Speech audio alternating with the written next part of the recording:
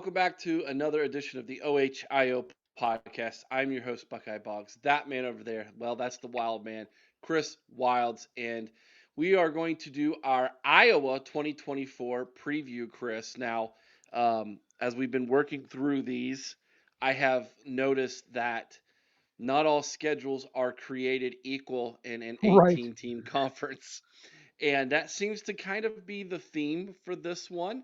I don't think that Iowa has a top two roster, but they have a top two schedule next Yes. to our friends from Piscataway, New Jersey.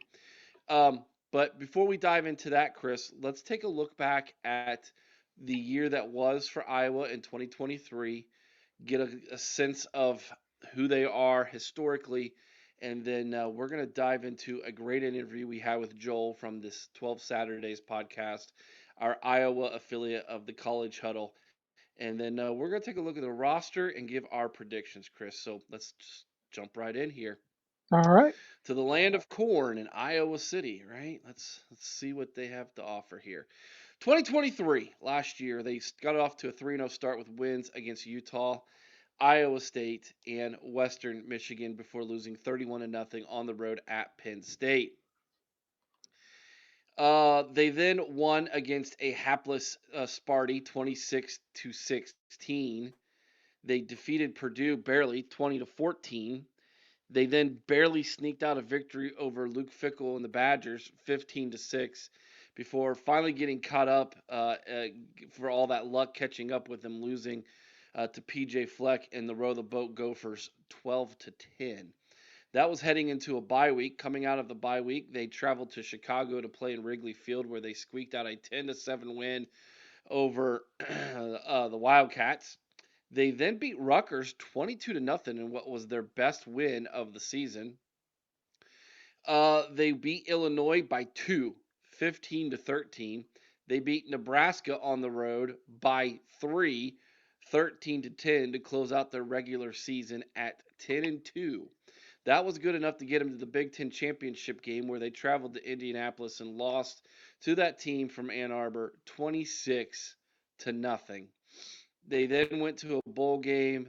I think it was the Citrus Bowl where they played Tennessee, and they also lost that one, getting blanked 35-0. Now, Chris, last year Vegas said that this was a 7.5 win team. Your prediction was 9-3. My prediction was 10-2.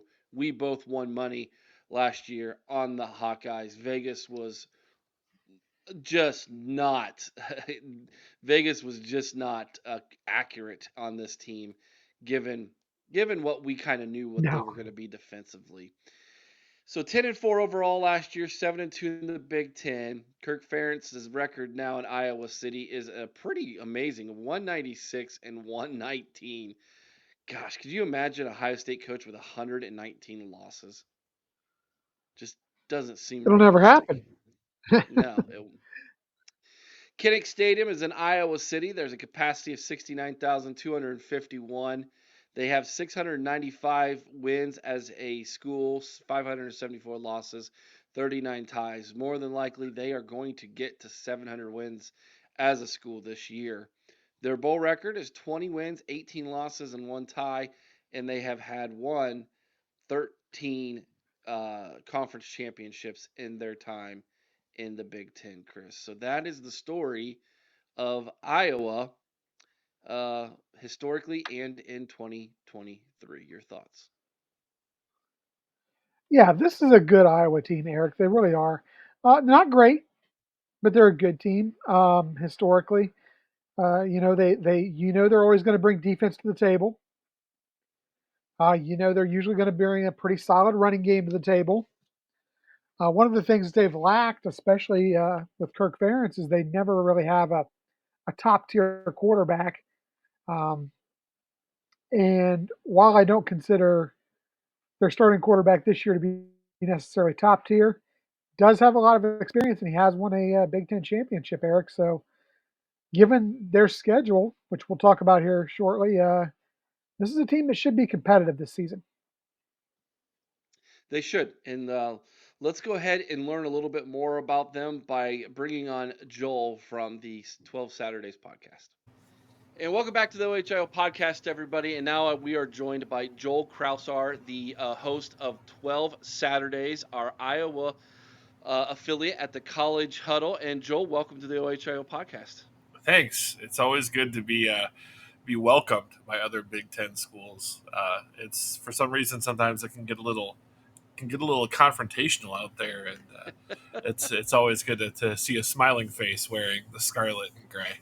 Well, most Buckeyes play well as long as you're not wearing maize and blue. I mean, that's kind of how we roll. So, That's fair. Actually, I've got some insights to the Buckeye world. I my background a little bit is I had a cup of coffee as an NAIA football coach at the college level, and my I was a defensive line coach, and my mentoring coach, my position coach that I reported to as a student assistant, was actually a GA on the '03 national championship team for Coach Tressel and the Buckeyes. So he was about 10 yards away from Willis McGahee's knee when it mm, exploded, and I have a lot of my coaching experience and coaching history comes from stuff I learned from Buckeye trained individuals. So I guess I have to owe a little bit of what I've accomplished as a professional to the Buckeyes. you want to talk about a coaching tree that is unbelievable? Jim Tressel's coaching tree is absolutely unbelievable. Yeah, I That mean, thing's and that thing spans from coast to coast. yeah, and it's really remarkable too when you think about the two programs of Ohio State and Iowa and how they have impacted college football from a coaching perspective, going all the way back to Woody and going back to Forrest Evashevsky with the Hawkeyes, and how guys like Emlyn Tunnell played for him, and even I'm drawing a blank. Eddie Robinson, the Grambling coach, is an Iowa grad. Denny Green playing for the Hawkeyes, and then obviously the amazing staff that Iowa had in the '80s with Kirk Ferentz, joining in 1981 with Bob Stoops and Dan McCarney and Bill Snyder, and just the list goes on and on when you look at the two programs, and obviously the Stoops brothers being Youngstown, Ohio guys, and their connection to the Pellinis, who of course were Buckeyes. I mean, it really is.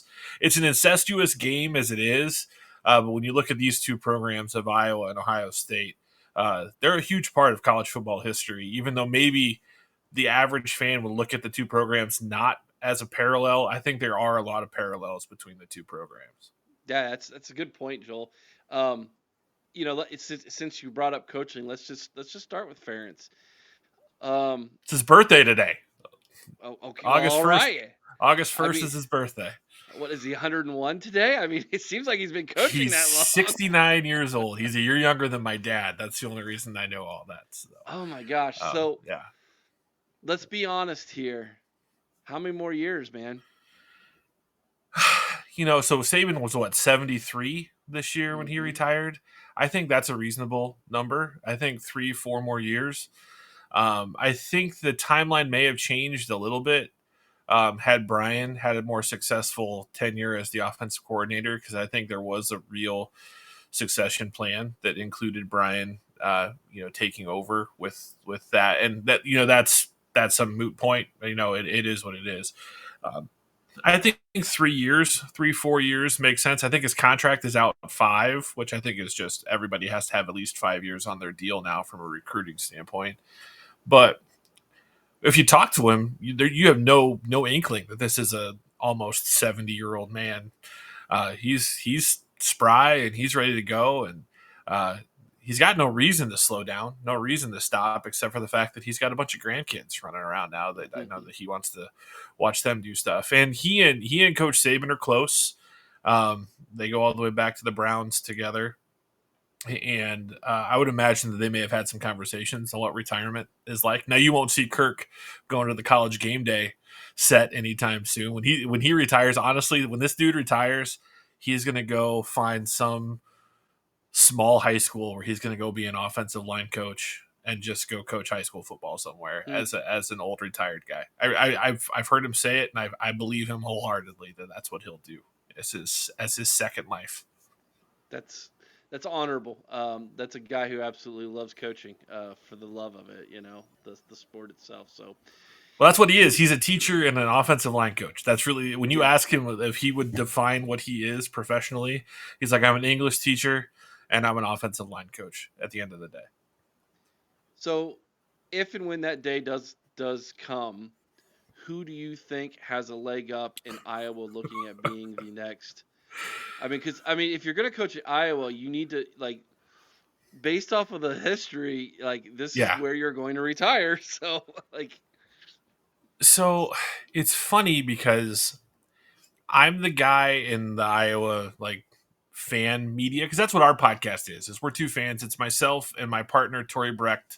And Tori is the former editor of the Iowa City Press Citizen, which is the big newspaper in Iowa City and a very, very historically relevant newspaper going back not just in sports, but you look at some of their political coverage with the Iowa caucuses and everything. So Tori's held the reins of or held the helm of some pretty important journalistic ships in his professional career, and we are somewhat controversial in that we're not we're pretty progressive thinkers, and so when I was a senior in high school is when Kirk Ferentz got hired, and throughout that whole process, it centered around Bob Stoops and Kirk Ferentz, or excuse me, it's centered around Bob Stoops and Bill or Mike Riley, the former Husker head coach. He was coming off of success at Oregon State, struggling with the Chargers, and it was Mike Riley and Bob Stoops, and everyone was sure it was going to be Bob Stoops was going to be the head coach, and then that's not what happened. And so when Ferentz was hired, it was like, okay, he's got the roots, he's got the background. You know, he was a guy from the Ravens that none of us had ever heard of. Really, my dad had because my dad was around the program in the '80s. Um, but when you look at it this way, you have a lot of people who are like, well, do we just go and change the culture? Do we go and find the next spread offense, the next Lincoln Riley? Do you go try to find that kind of coach, or do you look in house? And I tend to think that looking in house is going to be the way that Iowa goes. And my gut is that that's going to be LeVar Woods, the special teams coordinator, who, interesting. when you look at LeVar Woods, like special teams coordinator, when does that ever work? Well, the answer is Frank Beamer. The answer is Dabo Swinney.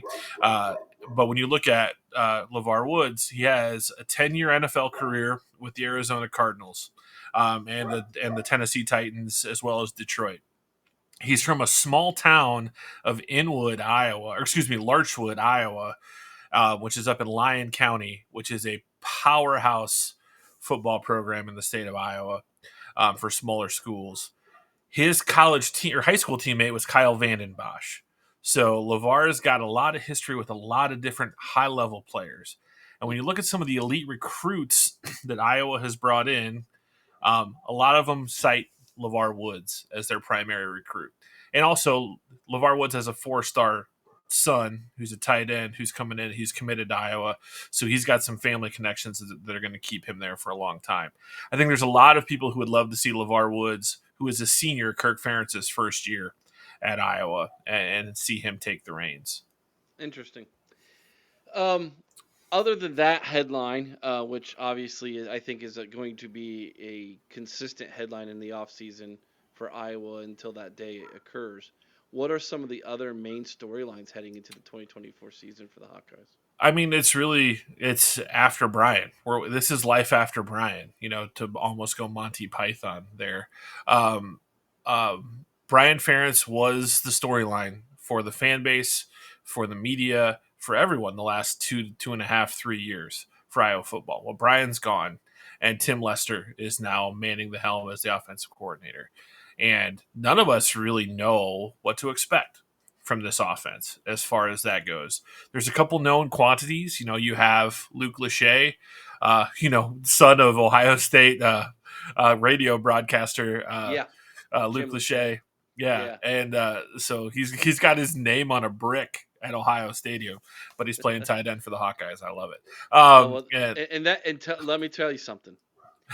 That was a recruitment that us in Central Ohio who followed Luke, that is the one thing that Ryan Day has done that he gets a lot of heat for, outside of not being able to beat the team up north the last 3 years, is the fact that he did not recruit a living legend's son in his backyard. Well, it wasn't fast enough. That's what he was told. That's what they told Luke. He wasn't fast enough to play tight end in the Big Ten. So thank you. Thanks for lighting that fire. Yeah, That's yeah, that's all I can say. And that's the hallmark of the Iowa program, right? We get guys who all of the people who are supposed to know what they're doing underestimate. Bob Sanders, for example, and it takes one person to say this is the guy, and I think Luke Lachey is the guy. He's legitimately a first round pick at tight end, and he is a complete tight end. And he is in the Gronkowski mold as far as size goes. He's huge. He is absolutely one of the biggest targets Iowa has had at that position. And Addison Ostrenga is another guy. And again, it's very Iowa to go to the tight end room and say, this is where we're going to kind of function around. But when you look at what Tim Lester did at Western Michigan, yes, he had some NFL draft picks at wide receiver. And obviously he knows the quarterback position, having played it in the NFL, having played it in the XFL, having played it in NFL Europe, and also just being a coordinator and head coach. But he always has used his tight ends everywhere that he's been. So I think that's what appeased a lot of the nervous Nellies in the Iowa fan base is you have a coach who has a history of throwing it to the tight end. And I think that's where it's still going to build from. But really for Iowa, it's that offensive line. The offensive line has been decimated by injuries the last 3 years in the recruiting class. We have 4-star kids who we recruited who never saw the field, have medically retired, have left the program. One kid, unfortunately, a couple days after he committed, was in a tragic pool accident and broke his neck. Like he never made it to campus as an athlete. He made it to campus as a student, but just was never going to be able to play the game. So it's been kind of a snake bit position, which is interesting. Today, our friend Tristan Wirfs signed the most lucrative NFL offensive line contract in history. And since his signing as a high school player, we really haven't had that stud offensive lineman come through. I'm not even going to mention the Lord Voldemort of the Iowa offensive line recruiting process that resides down in Alabama. He is he who shall not be named. But when you look at what Iowa's done, they finally, I think, have some depth. I talked to one of the assistant coaches who said that this scout team offensive line they had last year of true freshmen was one of the best scout team O-lines they've ever had. So does Iowa finally have some depth at that position? If that's the case, then I think Iowa's offense will trend above average. And if Iowa's offense trends above average, the college football playoff is in play. Yes, and we're going to get there in just a minute because I think the schedule actually works in your favor with that. When you look at, now that you have 18 teams in a conference, which is just It's weird. unfathomable to think about. Not all schedules are created equal. I mean, you look at USC's schedule and you're like, wow, that is welcome to the Big Ten, boys. I mean, my gosh. Purdue's schedule is unbelievably difficult. And then you look at like Rutgers' schedule and you're like, what? They avoid you guys, us, Oregon, Michigan, Penn State. It's like the 5 best teams in the conference. So it's amazing how that can affect what you perceive as a possible outcome for a season. And that's dangerous for Rutgers. I mean, there's not a coach I respect more than Greg Schiano. Like that guy is like a Bill Snyder level. You go to a program that's historically terrible and has just every time he's been there succeeded. Like that right. Kansas State. No one. It was the laughing stock of college football. Bill Snyder goes there, turns it around. Schiano goes. He's back at Rutgers, and that team will be good. They may not. Mm-hmm. They may not. They'll lose some games that you're like, what the hell are they doing? But they're going to beat some teams, that are you don't expect them to, and they could sneakily be there at the end, competitive with that schedule that you just mentioned. Yeah, absolutely. You mentioned Luke Lachey. Obviously, Ohio State people know him. For those who have watched our position group previews where we've ranked the top 10 in every position group, Iowa pretty much dominated the linebacker position group. Yeah, this is good. Gosh. Um, Iowa defensively is one of the best, and I have tried to forewarn the four West Coast teams coming into the Big Ten that they are unprepared for what Iowa is going to bring when your fan base literally celebrates the punt and they chuckle and I go, no, you don't realize the physicality of the play that Iowa is going to bring to the table. Well, Like 12-9 is celebrated in Iowa City because it's a legitimate real thing, guys. Like the defense can outscore the offense for real. Um, and so I've tried to forewarn them, Joel. It hasn't gone so well yet, but your roster, when you look at the defensive side, is really good, especially the linebacker room. I don't think there's a better linebacker room in all of college football, my man. well, and they're old. I mean, they're experienced. I don't mean that pejoratively. Like you have Nick Jackson, who's a 6th-year senior, who is really a pleasant surprise. Like we all knew he was a good player coming over from Virginia, but I didn't realize how skilled he really was in coverage.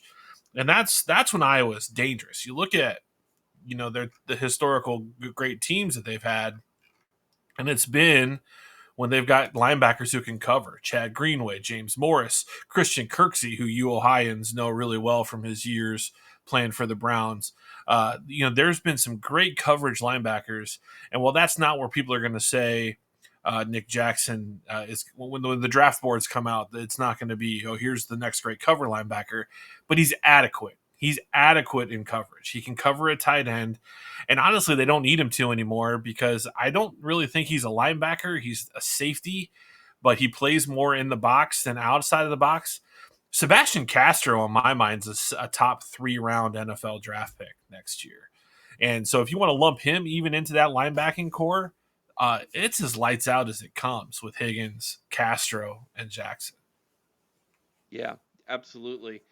Um, talking about I joked. So I mentioned in NAIA history, I'm undefeated against Kalen DeBoer. He was in my conference as the head oh, coach of University of Sioux Falls, and I may have texted him when he took the Alabama job, saying, "Were you scared of Phil Parker's defense? You had to bail. You had to bail from the Big Ten because you remember what he did to you when you were in Indiana." But it's we laugh at the West Coast teams, and I think that they're underestimating, these white kids from Odebolt, Iowa, who turn out to be studs. So it's just interesting to see. It'll be interesting to see how that adjustment is because you've seen it. yeah. Iowa just is simple. It's like you go to a Tom Colicchio restaurant and the food's not fancy. It's just made right and it's consistent every time. It's the right amount of salt, the right amount of pepper, and everything's cooked to the perfect temperature. And you make that opposing quarterback, JT Barrett, have to be perfect. And when it doesn't happen, it's a Did recipe you for have to bring disaster. that one up, my man? Did you have to? By the way, you guys should go to those jerseys. Those were sweet jerseys. Yeah, I agree. But Um, but as a kid, all you dream about, if you're not one of the ketchup and mustard idiots on the western side of the state, uh, all you dream about is wearing that black and gold Tiger Hawk helmet and coming out of the swarm. Like that's literally every kid's dream. It's every Iowa kid's dream is to hold hands and swarm out of that tunnel.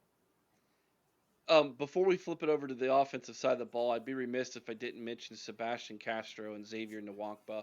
Nwankpa's a name that Ohio State fans are also going to know. We were in on him recruiting. We thought we were going to get him. He ended up staying home and playing for you guys there in Iowa. The defensive backfield's not too shabby either, Joel. Yeah, Quinn Schulte, a 5th-year senior coming back. He had a COVID year. He came back, and he's just another coach's kid, walk on from Cedar Rapids Xavier. His dad won like 5 state titles, I think, at Cedar Rapids Xavier as the head coach. And he's a really good safety, keeps everybody in line. Those linebackers talk about all those calls that come from the safeties to get them lined up correctly. I think that's the thing that a lot of people don't understand about Phil Parker is the best athlete doesn't always play because he needs to trust the people that are out there to execute his vision.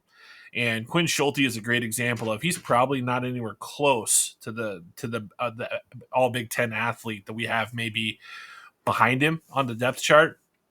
but all other 10 guys on the field, and honestly all other 30 guys in the defensive meeting room, trust every word that comes out of his mouth. So Wampa is an absolute stud. Absolute stud.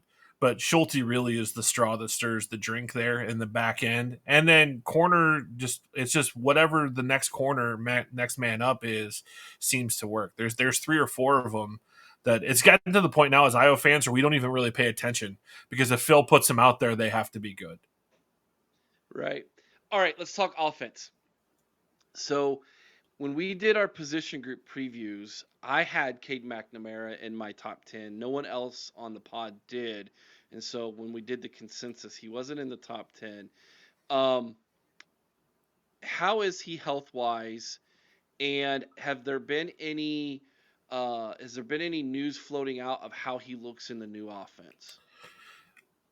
If there's one thing I've learned, is there's no loose lips in the Iowa building. So no, I don't know how he looks in the offense outside of the quick little, snippet we saw in the spring, which wasn't him, but we could see the offense and how it worked. I think it fits him well based off of what I saw him do at Michigan and what I've seen of the Tim Lester overall offenses. Because I'm a nerd who goes back and I watched every Western Michigan game from the 3 seasons that he was the head coach there. I went back and found them on YouTube, and every game I could find, I watched it. I like what I see. I like what I see from Cade McNamara when he's healthy. The biggest question is can he stay healthy? And the answer, unfortunately, right now is no. Like he's had one season where he's been healthy, and he took Michigan pretty far. So if he's healthy, I think he fits the offense really well, because it allows the pocket to maybe move a little bit more, which I think is when he's a little bit better. But I love that Iowa went out aggressively and got Brendan Sullivan in the transfer portal, the starting quarterback from Northwestern, to be the Cade McNamara insurance policy, because Brendan fits this offense, I think, really, really well too. And also, Pat Fitzgerald's son committed as a walk-on to Iowa at the quarterback position, has won some state titles in Illinois. So he's not on campus yet. I think he's going into his senior year this year. But there was clearly some mutual respect between Sullivan's Northwestern days and what he was looking to do. And I don't think he would have came to Iowa if he didn't think he wasn't going to have a chance to play. So I think we have to be prepared for Sullivan to be a part of that equation as well. If Monk watches this, Monk's one of our listeners. Been a big supporter of our podcast for 5 years now. He actually knows Sullivan personally, and he has been one of his biggest fans. He kept telling me, don't be surprised if Sullivan doesn't beat out Cade McNamara. So, and I don't think that's out of the question. Like I don't know that Iowa is sitting here saying this is Cade McNamara's team. I think that right now he is the clear starter, but just my opinion is I think Lester's got enough spunk that if he likes one more than the other, that Kirk will say, yeah, give it a shot here. Like, and really everything depends on how the running back room does, right? LaShawn Williams is a really good player. Caleb Johnson, I think, is as good of a running back. Caleb Johnson is what we always thought we were going to get when Melvin Gordon was going to come to campus at Iowa and then flip to Wisconsin at the last minute. So that's how that two-headed monster, and there's some youngsters too in that room who can create some mismatches. I'm curious to see how these running backs get used in the passing game, because I think that's where we're going to see a big difference. Is it won't just be play action, try to go deep outside or across the middle to the tight end. I think we're going to see a little bit more creativity in how these backs get the ball out of the backfield. Welcome sign to your fan base, my friend, after what you guys have had to deal with the last 5-6 years. Yeah, and it really all starts up front, though. I mean, if we can't block, I say if Iowa can't block, and I think that they're healthier than they've been. There's some youngsters. Cade Pieper is a kid who everyone's really high on. There's a kid who's Krogh is his last name, Kroegh. who just won the Solon Beef Days. Solon, Iowa has a festival, the Beef Days, every year, and they have a big hay bale toss. And he just won the hay bale toss, That which might be the most Iowa thing I've ever heard right which there. past champions of the Solon Beef Days hay bale toss are Marshall Yonda, Tristan Wirfs is a 3-time champ, Tyler Linderbaum is a 2-time champ, and Solon is Tyler's hometown. Robert Gallery won the hay bale toss. So I mean, if you can use the hay bale toss as an indicator of on the field performance, I feel pretty good about the young man. Oh, I can't wait to tell my son that he'll die laughing. You look it My up on YouTube; all the well videos are up. my It's my when my ex-wife and I divorced, she remarried and moved to Iowa, and so my oldest son played football at Indianola High oh yeah, School. I know Yeah, Indianola well. yeah. Well, actually, a couple of his teammates are on Iowa, but he'll laugh at that. He's going to school here in Ohio now, but So uh, what Iowa legend is from Indianola? there was a basketball player. I know that. I don't remember his name because I'm not an Iowa expert. But I remember when I went Yeah, and Chris watched my Street. son. Thank Yeah, you. When I went Chris and Street. watched my son play, the gymnasium was named after this guy, and they had Well, a well, shrine out in the hall. So and you're familiar with his story, right? He was a All American, All Big Ten, and he was killed tragically in a car accident his junior yes, year. So yes, yeah, it's he's that is one of the names that even like my kids who are nowhere close to his age or know who were alive. They know everything about Chris Street. And Hayden Fry used to joke, the best quarterback on campus is Chris Street. He was an All American. He was a stud quarterback at 6'8" on the wow, football team. So yeah. yeah, but we digress. Sorry, I can No, go. that's I can great. give you all No, kinds of Iowa history. So yeah, so I do have that connection. So, let's take a look a little bit here about what you believe the strength of this team will be and what you believe the weakness of this team is that they need to address. to me, the weakness is the offensive line. And that will always be my answer. I think until you see a championship level offensive line, you'll always see Iowa struggle in the big games, like against Michigan, and I'm going to say Michigan as much as possible because I know no one else in your fan base will say the word. So like when I see Iowa play Michigan in the Big Ten championship game, that's the difference, right? It was all the trenches. Yeah. The offensive line for Michigan dominated Iowa's offensive line, and subsequently Iowa's offensive line couldn't handle the Michigan front. So when Iowa solidifies that offensive line, that really elevates the ceiling because the strength of this defense and the defensive scheme. It's not necessarily the Jimmies and the Joes at Iowa. It's the fact how everybody plays such a consistent brand of football that if you make a mistake, they can pounce on it. And if Iowa can elevate that weakness of the offensive line, then all of a sudden the offense starts to move a little bit better, and then that defense can really just constrict. And that's when you see Iowa win games in the fourth quarter, and field position. We lose Torrey Taylor, who tonight will be punting in the Hall of Fame game for the Bears. But we just backfilled it with apparently another freak show from Australia who came out of the same Pro Kick America program that Torrey Taylor came out of. So we're all waiting with bated Foster's scented breath for what this next Australian punter can do.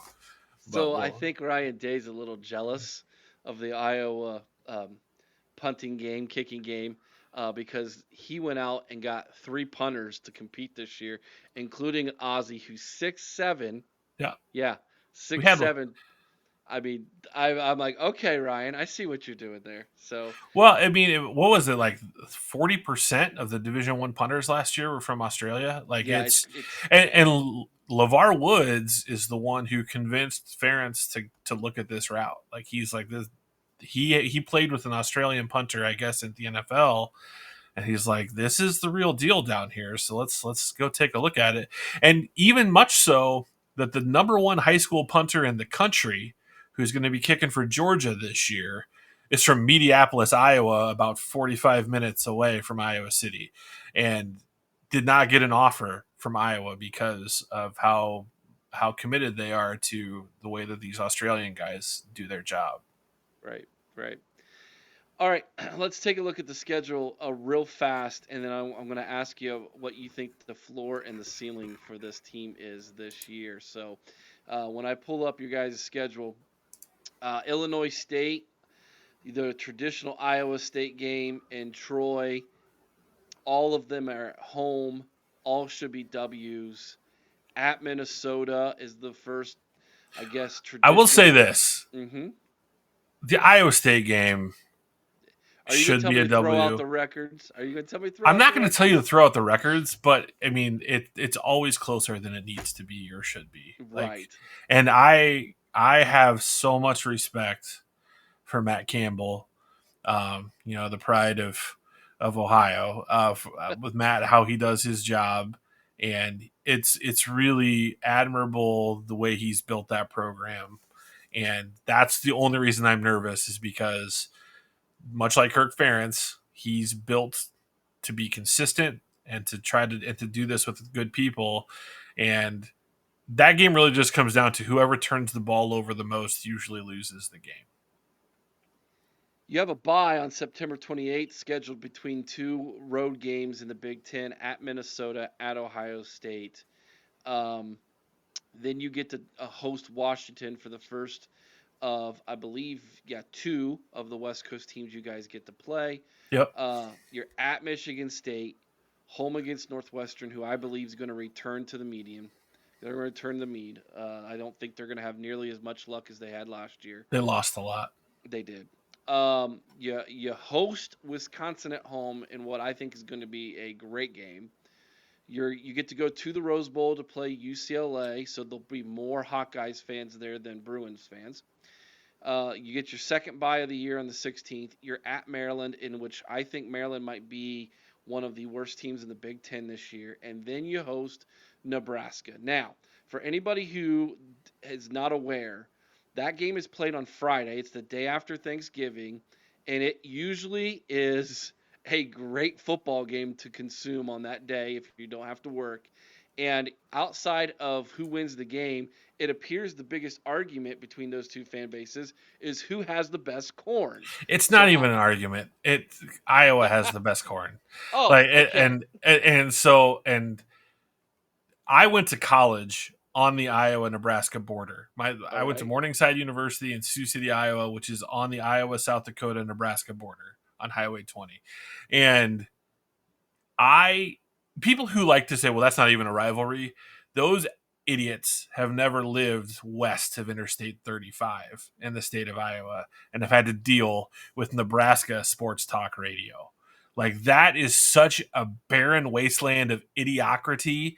Woo! I cannot tell you how dumb Nebraska fans can be.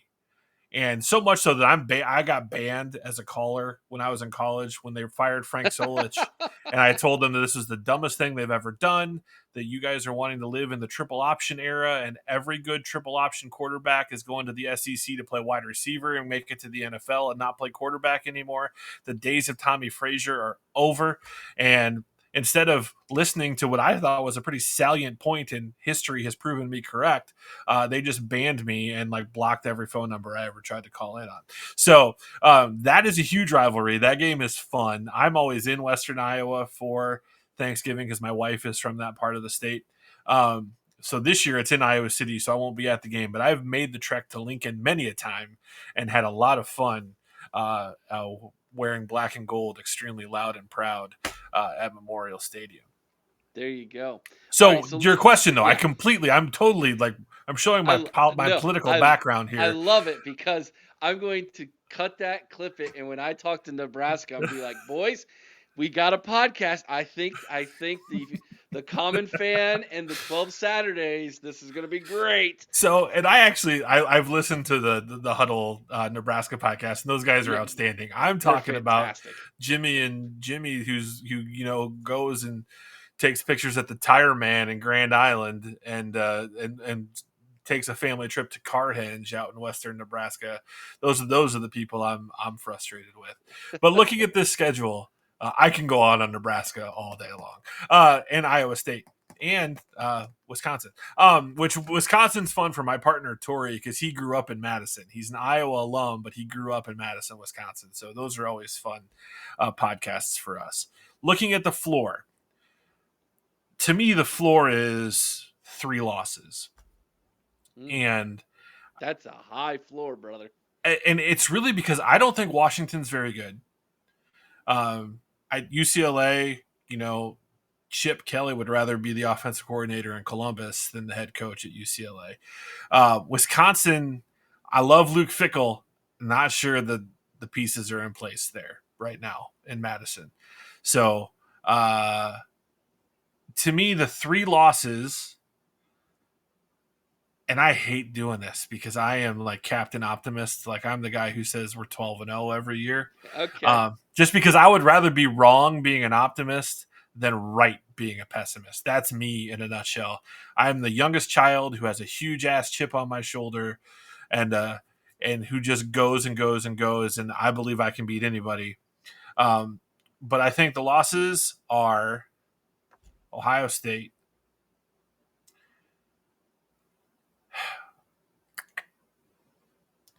Nebraska. If it goes bad, if we're talking floor, the losses are Ohio State, Nebraska, and Iowa State.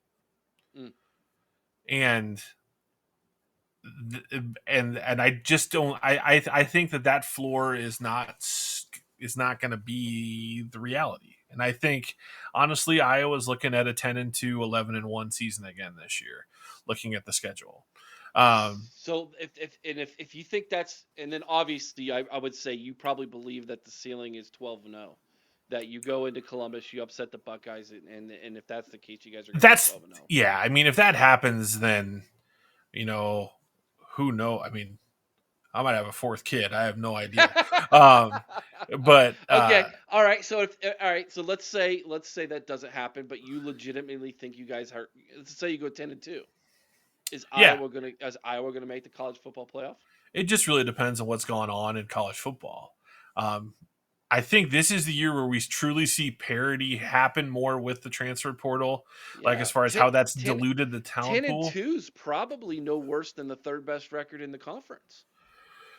Yeah, I would agree. That Maryland game now is the Brian Ferentz Bowl. He's an analyst for the Terrapins now, so there's going to be does Pops put the hammer down on cheating Mike Loxley and go put it to the Terps if he can.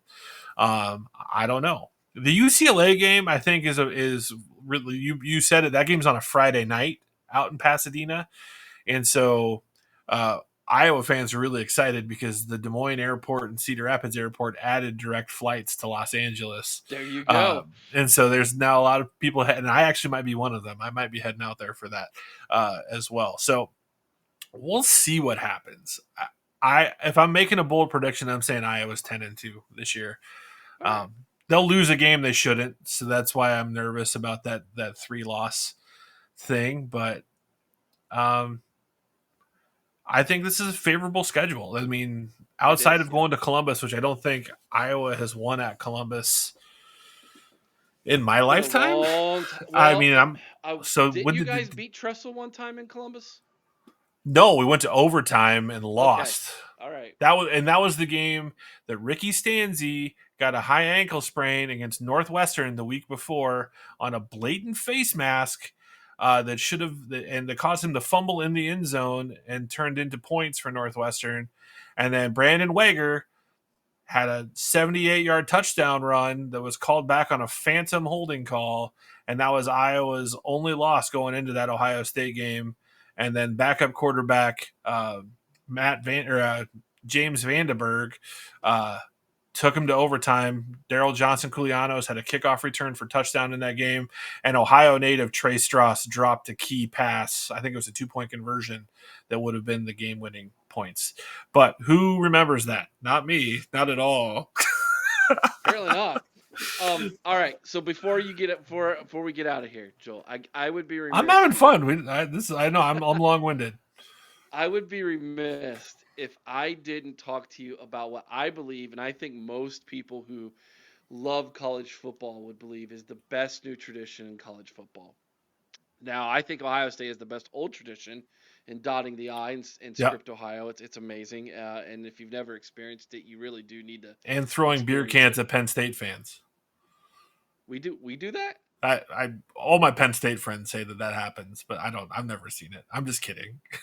The I'm Script like, I Ohio don't is the think so. I don't so think so. so Iowa's gotten a lot of love for our marching band the last couple of years. You know, they did the Caitlin Clark basket. They made a hoop this year, and Okay. Iowa's marching band director is an Ohio State grad. So where Oh, there. That we makes sense. identified that we identify, and I was a music major in college, so I have a soft spot for music departments in colleges. I was a vocal music. I wasn't a band nerd, but the and I say that kiddingly. I love band. But yeah, so I love the Script Ohio. I've never been to Ohio Stadium. My parents have. It's on my list. I need to get there because I really would like to see it. And Yeah, it is I think you're right. They are two I very cool traditions. I think if you really want to experience a feel for what football felt like in the 70s and 60s, Ohio Stadium is amazing. They're trying to upgrade the place a little bit.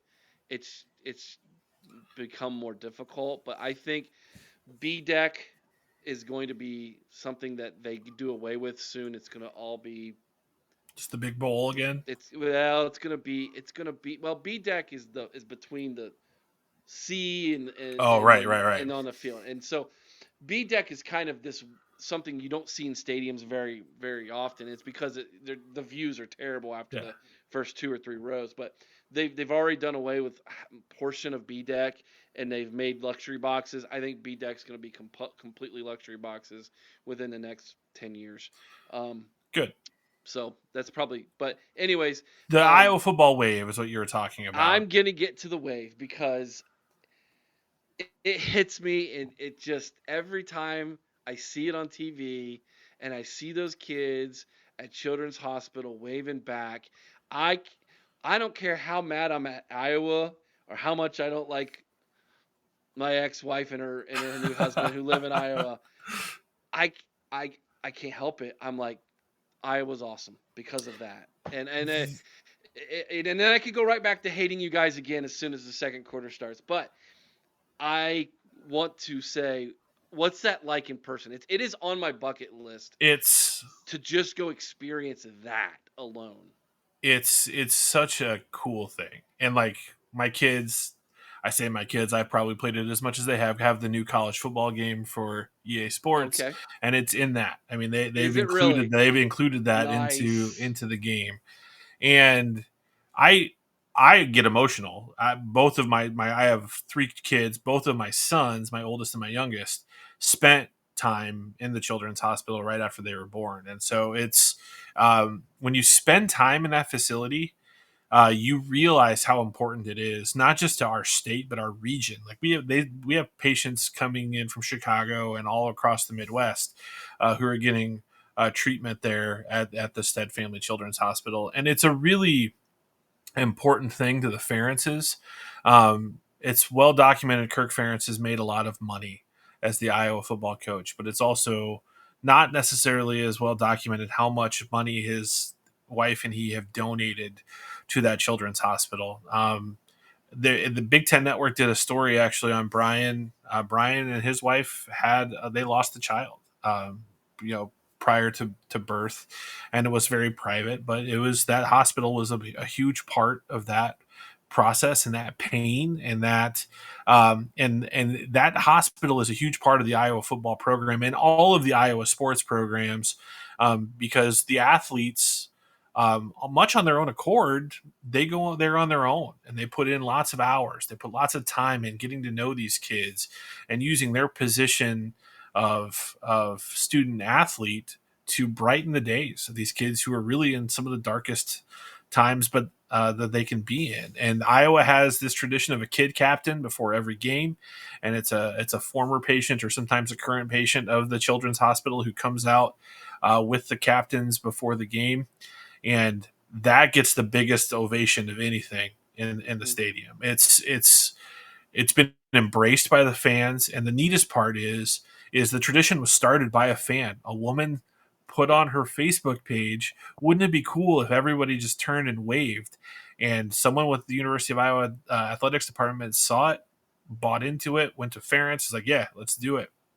And it's funny because my parents have season tickets, and they're in the shadow of the hospital. They're on that side of the field, so everybody turns around. But it's really kind of fun to wave and then turn back around and see that visiting team, and how the visiting teams have fully embraced it. There Yeah. is no football that goes on for that 60 seconds in Kinnick Stadium. There is no strategy being discussed on the sidelines. Everyone has stopped and realized the bigger picture of, let's wave to these kids and Yeah. let's wave to these families. It truly is one of those things that, no matter what side of the political aisle you're on, no matter where you are religiously, what have you, that's one of the most human moments that happens in contemporary American history right now. And uh, that sounds like somebody being hyperbolic, but truly, I think this is going to be something that's discussed in a social studies book, 35 years from now. Granted, it'll probably be written by an Iowa alum, but it still is, because that's what we do. But it still is going to be one of those things that it's organic and it's never going to go away. And thank Yeah. God that they built that hospital where they built it, because it's healing for the athletes, it's healing for the fans, and it's healing for the people that are in that building dealing with some tough stuff. Well said, Joel. Well said, man. That is, I don't, man, that was, you put that in words in a way, Joel, that was so eloquent that I don't even think there needs to be anything else added to that. So I'm not even going to try.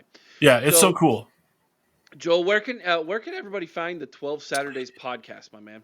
Yeah, so we're 12 Saturdays and we're 2.0 because my partner Tori had a earlier version of this, and then we rebooted this last year. So it's 12 Saturdays 2.0, and we're on all of the anywhere you can find a podcast. We don't have the video component quite yet. We're working on that. But you can find us at 12 Saturdays podcast. If you go back, we had some really fun episodes last year. We have Dallas Clark, Indianapolis Colts, a legend in Iowa Hawkeye, Hall of Famer. We had Jay Higgins' dad was on our show last year. Scott Docterman, who covers Iowa for the Athletic, Scott was on our show, and so we've had some really good guests. I'm working on trying to get some coaches to be on the show, but we have a hard time getting past the SID Yeah. barriers. Even though Matt Weitzel, Iowa's SID, is one of the best in the business and a guy I've known for a long time, we're just not quite high enough on the hierarchy to get Phil Parker to sign off on coming on our show. Even though Phil will text me back, but he won't come on my podcast. I guess I just got to take my wins where they are. But Yeah. we're in an era of transition in Iowa sports media. Ed Podolak, the legendary Ed Podolak, retired as the color commentator for Iowa radio, and former Hawkeye starting middle linebacker Pat Angerer is taking over. Pat, the former Indianapolis Colt linebacker, as well. So it'll be fun, and I've known Pat for a long time, and so we're going to try to get some of those guys on our show as well. But really, our show is all about some fan perspective, where we kind of give our our frustrations. It's kind of like Festivus every Tuesday where we air our grievances, but we try to also be somewhat measured, and we try to bring. So Tori jokes he's the guy who's never played football, and I'm the guy who's probably been on a sideline too much in my life, and so we kind of balance each other out that way. And my background is I'm a former radio sports director and editor of a newspaper, and so we kind of try to bring the journalistic point of view, but also have some fan fandom as well. So And if you can't remember all that, just go over to thecollegehuddle.com. Yeah, Go over to you the can Big find our Ten links. section, find Iowa. There it is. You'll find everything you need right there, my friend. So, Joel and I will be doing this again because we're on each other's schedule. So we'll Yeah, be previewing that week. Will be big for both of I'll us. So we'll have lots of fun with that. I'll say this. I was thinking about this last night. So I was a film studies minor, so movies are big to me. And I just saw the new Twister movie last week. And if you've seen that movie, and I'm not going to spoil anything, but it's really about storm chasers, right? And everyone kind of looking at the clouds and trying to figure out where it's going to explode and do the most impact and what have you. And I'll say this right now: Iowa City has the right elements to be a pretty devastating storm system that could go through college football this year. It's just a matter of will they come together? If they do, this could sneakily be a team we're talking about in January as one of the top 12 teams in college football. That sounds like a great article that needs to be written right there, Joel. So I will let you get to that, my friend. Thank you so much for being a part of this Iowa preview here at the OHL podcast. Good luck this season. We will see you in just about 2 months' time, and Sounds then we'll good. be doing this again, my friend. All right, and we want to thank Joel from the 12 Saturdays podcast for joining us here on the OHIO podcast to preview Iowa. As you heard, Chris, he's awful high on his team this year. He has every reason to be. They're very good defensively, both at the linebacker position and in the secondary. They do have some weapons. They are a veteran-led team. Um, they seem to have obviously an identity that they can hang their hat on, and they've made some changes on offense that that they're kind of excited about.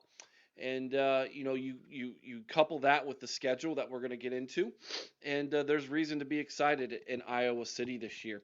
So let's take a look at them offensively first, Chris, as we go ahead and pull up our lads for the Hawkeyes. So looking at wide receiver right off the bat, Caleb Brown jumps out to me. That Yes. should be a name that we're familiar with as Ohio State fans. As Joel mentioned, the big question mark for this team is on the offensive line. Excuse me, about try to sneeze there. Now they're upperclassmen, but they are inexperienced and or haven't performed up to their their ranking. So that's something to keep your eye on. And as they go, I think the offense will go for the Hawkeyes this year. Of course, Luke Lachey at tight end, that's a name we're all familiar with. Cade McNamara, the former quarterback in Ann Arbor, second season in Iowa, coming off of an injury. And so obviously keep your eye on him. And as our boy Monk likes to mention, don't sleep on Brendan Sullivan. That guy can Yeah. play some ball as well. So if Cade McNamara drops the ball, pun intended, Sullivan might be there, scoop it up and play a little quarterback for him as well. And then at running back, they've got LaShawn Williams. He's a fifth-year senior, and Hayden Large is at fullback. Um, and then also Addison Ostrenga, the junior tight end there. They will play a lot of 12-man personnel, Chris, there in Iowa Yeah. City. So that's kind of the story there on the Hawkeyes. Your thoughts of the Iowa offensively? Like you said, as the line goes, they go. I believe that they've got a good weapon on the outside in Caleb Brown. I think that uh, the quarterback's going to be fine. He's not going to do great things, but he can go out there and I think be competitive. I really like their running game. I think LaShawn Williams and Caleb Johnson have a chance to be a decent 1-2 punch. As you mentioned, when they go to that 12 personnel, two very good tight ends. And I do believe that their right side of the line and Jennings Dunker and Connor Colby are both going to be decent players for this season. For me, my bigger concern is the left side of their line. I think from the center position over to the right, they're going to be solid. So I think this is a team that can get out there. They're going to play old school football. They're going to hammer the football. McNamara is going to make those passes in that, anywhere from 5 to 15 yard range and just see what happens after the catch. They're not going to be one of these offenses that push the ball downfield. They're going to be slow. They're going to be steady, and I think they'll be consistent. So this is an offense that I think is going to be better than what we've seen in the past, and I believe having a new offensive coordinator in there is going to help quite a bit. All right, let's take a look at the defense now, Chris. So, scrolling down here to the defensive side, let's look at the linebackers. Nick Jackson, Jay Higgins, two of the very best in the Big Ten. Also, in the backside, Xavier Nwankpa. That is a former five-star that we tried to recruit out of the state of Iowa. He stayed home. Um, Quinn Schulte is really good as well. And don't sleep on Sebastian Castro, as I believe JR has pointed out to us as well. He's good. Um, there is a lot to hang your hat on defensively here. Now, we'll see what they've got up at the defensive line. We'll see if there's anybody that can jump out this season or if they're just going to be solid. But I'll tell you this much. This is a defense that is not going to make very many mistakes, Chris. They are going to be solid. And that's something that Iowa has just done well for a number of years now. Yeah, they're going to be a great tackling team. We know that. They're going to be, I think, aggressive on defense. I do believe that watch Deontay Craig on that front line. I think he's a guy who can make a difference. Um, but like you said, the linebackers are tremendous.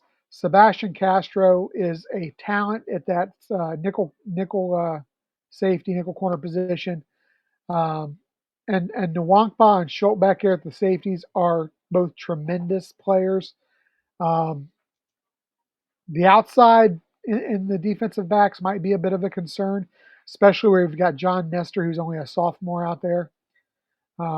But you know what? This is a team that, when you talk Iowa, you know they're going to have good defense. You know they're going to be solid. They're not going to make stupid mistakes on defense. So this is a defense that I think will keep these guys in some games. Yeah, absolutely. All right, so let's go ahead and go to their schedule this year, and we'll give you our predictions. Now, um, this the schedule, Chris, is it's almost, I would say it's Rutgers like. I guess you could say, like, I don't know however else to put it, man. It's like this is pretty easy. Outside of Ohio State, there's no reason to believe that Iowa can't win all 11 other games. Now, do I think they will? No, I do not. In fact, I'm going the other direction with them. But this is a schedule that Iowa Hawkeye fans um, can hang their hat on. Now, here's what's funny. You look at what some of the pundits are saying. I read an article today that said this is the 13th toughest schedule in college football. I absolutely Based can't get on behind that at what? all. I guess Ohio State. I guess. I mean, I don't know what else where that's coming from. It's interesting. It's just absolutely interesting. When you look at the schedule, and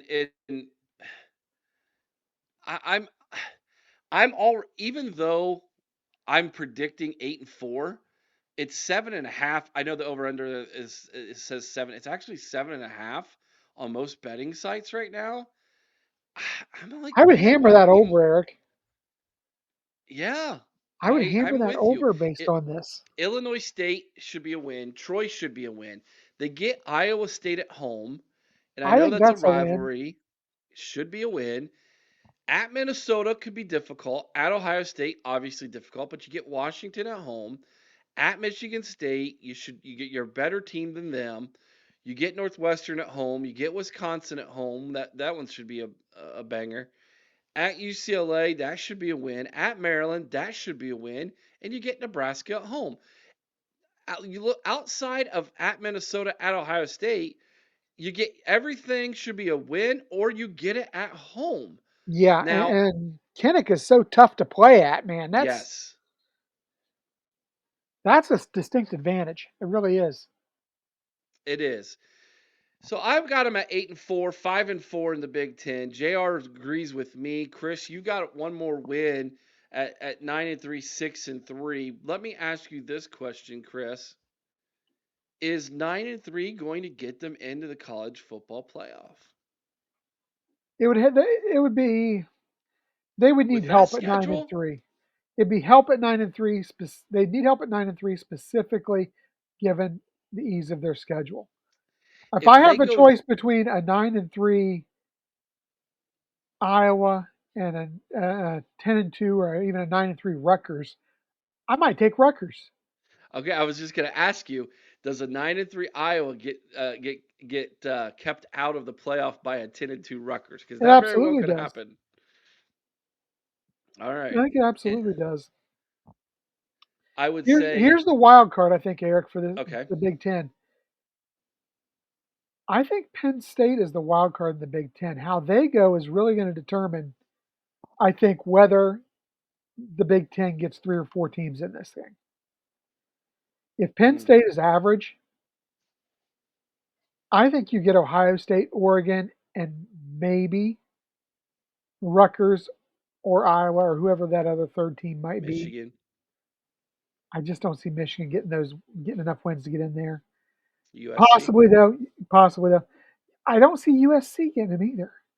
Okay. USC, the schedule makers did not give USC an No, it's the easy exact year. opposite of Iowa. So I mean, it was almost like the schedule said, "Hey kids, welcome to the Big Ten," and they really hammered Hmm. these. Well, all of the West Coast teams. You look, Oregon's got no easy path. They No. got to play Ohio State. They got to go to the Big House. Hmm. They've got USC. they got No, they USC, don't, do they? They have Washington. Washington. Yeah. There is, I don't think Do they they don't have go. They don't USC? play Penn State. I don't believe so. I don't But I remember mean, now. they've got at least 3 very tough Big Ten games on their schedule. Hmm. Um, yeah, I mean, it was pretty brutal for the new kids on the block Yeah. this scheduling cycle. But So I was Iowa, gonna be I was gonna be interesting, man, yeah. because of that schedule. I think that Iowa can be a little bit of fool's gold. I think what hurts them is if they come into Columbus and they get absolutely waxed again, like they did 2 years ago when they came to the Horseshoe. That's not going to help them because even if they go 10-2, people are going to say, well, you haven't beat anybody. Well, here's the thing: if that happens to Iowa and they go 10-2, and they get shellacked by Ohio State, they're going to be displaced in favor of a 9-3 SEC team or a second Big 12 team perhaps, or a second ACC team, if Hmm. those teams are competitive with a little bit better schedule. Agreed. Like, share, subscribe. It really does help the channel. If you're an Iowa fan, by all means, go check out the 12 Saturdays podcast. A link is provided in the show notes below. Um, go check them out, see what they have to offer this season. You might love that podcast. If you're a Buckeye fan and you've come across this, please subscribe, ring the bell, get notified when we go live. We do live shows twice a week, 3 times during the football season. We have we're adding new shows now that we have new hosts and a lot of things coming your way from the OHIO podcast as we journey through this season with the 2024 Buckeyes. And by all means, we want you to be a part of that with us here on the OHIO podcast. Chris, till next time, OH. I